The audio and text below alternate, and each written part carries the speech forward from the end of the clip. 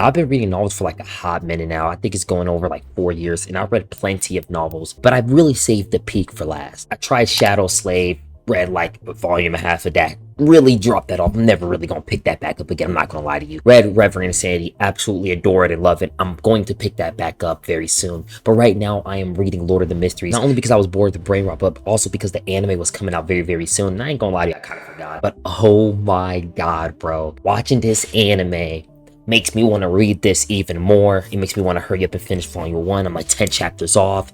Like, holy fucking shit. Now, theoretically, this should be my favorite novel. I absolutely love Lovecraftian horror, cosmic horror, so much so that I actually made a video about how to actually make good cosmic horror. That's how much I love the genre, bro. And apparently this novel got a lot of cosmic horror, a lot of Lovecraftian horror. So theoretically, it should be my favorite novel. But when I picked it up the first 2 times, I absolutely couldn't read it. It was boring. It was a slog. Maybe the brain rot was just crammed up into my brain. I think that was really 90% of it. 10% of it, but the dopamine was shot. The dopamine was shot, I'm not gonna lie to you, but I picked it back up. And watching this anime has reinforced that. It has instilled that. It's like a blacksmith at the anvil, reinforcing the hot iron. I'm definitely not dropping this novel off. I have to read this novel in full so I can watch the anime alongside of it. I can't believe I even thought this was boring, bro. I even made a video about how boring this was, and I absolutely wish I could put it on private. So what is even Lord of Mysteries even about? Now, I do not want to go deep into what it's truly about, because the first episode actually didn't follow beat by beat like the novel and give away a lot of things. It was very elusive in a good way, by the way. So I'm just gonna say it's about a dude named Klein Moradi who woke up after a suicide attempt in another world, a parallel world that is somewhat similar to his own, but this world got a lot of cosmic horror, Lovecraftian horrors, these beings called Beyonders, who could basically, some could shapeshift reality, some could get into your mind and read your memories. It's hard to explain. I'm not trying to give away a lot. Okay, first of all, the art. Why couldn't we get this with the Renegade Immortal Dongwa? Why couldn't we get this with the Beyond the Timeskip? But why couldn't we get this with any of those novels? Why did we have to get the trash DD Dongwa instead of this beautiful ass anime, bro? This is more beautiful than most animes that come out in Japan. That's crazy. Like, what? We waited 4 fucking years for this, and they absolutely cooked. They cooked harder than the Cyberpunk CD Projekt Red developers after the shareholders that hurry up and drop that game. And them niggas had 8 years. The art for this anime is absolutely stunning. I didn't care what they were showing on the screen. They could be cutting a loaf of bread, and I'm pretty sure I would sit here and watch it for 10 to 20 minutes like them niggas who scroll through TikTok and watch those AI cutting fruit videos. Even him just talking to Melissa, I could just sit there, them having a podcast. I just look left and right like, yo, what would you talk about, little twin? What you finna say, little twin? What you say, little twin? Oh, okay, little twin. The tarot card reading scene when he went in there and figured out about the card of the fool, that's very important. They didn't even give it away. It didn't even lead up the same way it did in the novel. I actually like the way they did it in the anime. I actually prefer the pacing of the anime than the novel. I think the scene that actually tops the cake for this first episode when it comes to the art and the personality that is shown in the art was when he was going to buy the bread and he was talking to what's her name, man, I forgot her name, that old lady, bro, who be selling the bread, bro. She absolutely amazing. I hated the scene in the novel. It was like a chapter long, but I absolutely loved it in shit here. I'm not gonna give away the name of what he went into, but when he went into the fog and we saw Audrey, and I just say I am absolutely happy that they have nailed every single character designed in any other adaptation I've seen from a novel. I absolutely fucking hate when they do not nail an adaptation character design.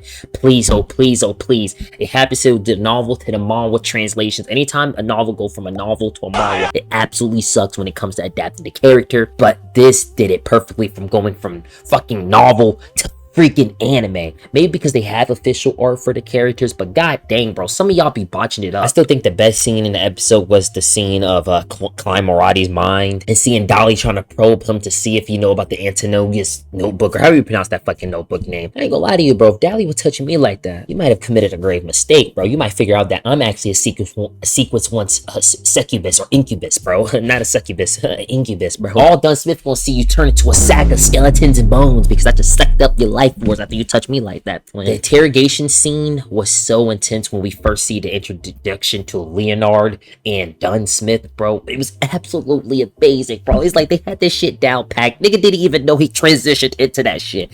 I can't really fuck, I can't spoil it a lot, bro. Everything, I'm speechless, man. Everything about this is perfect. This is the perfect adaptation. This is not those adaptations where I watch it, I'm like, I think this could be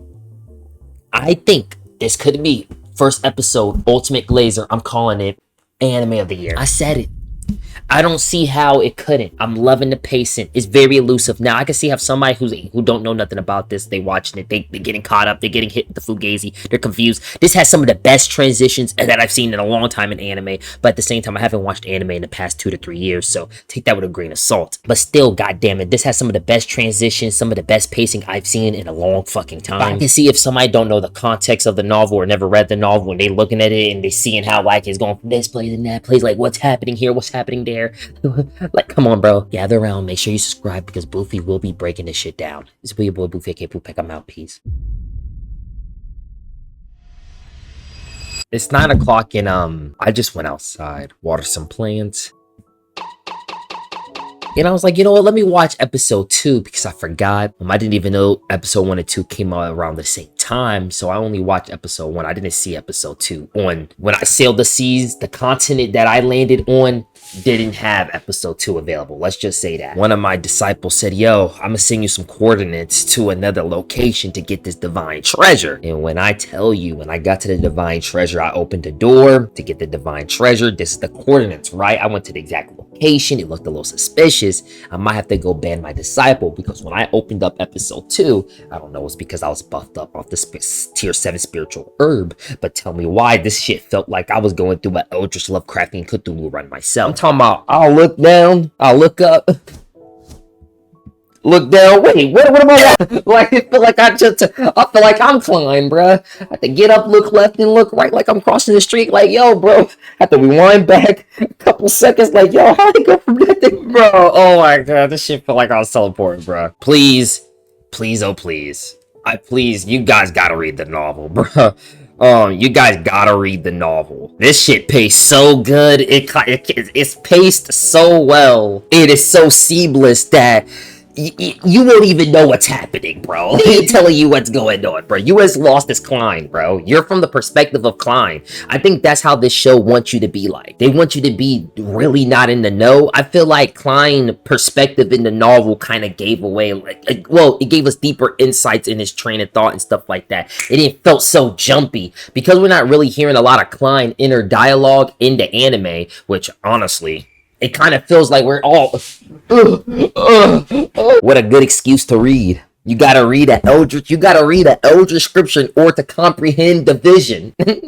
Like, come on, bro. You gotta go ahead. I mean, this is really my only worry, but I mean, I can see somebody who never read the novel is watching this like, this shit just look good. It's being boy Boofy, aka Boopek. I'm out. Peace.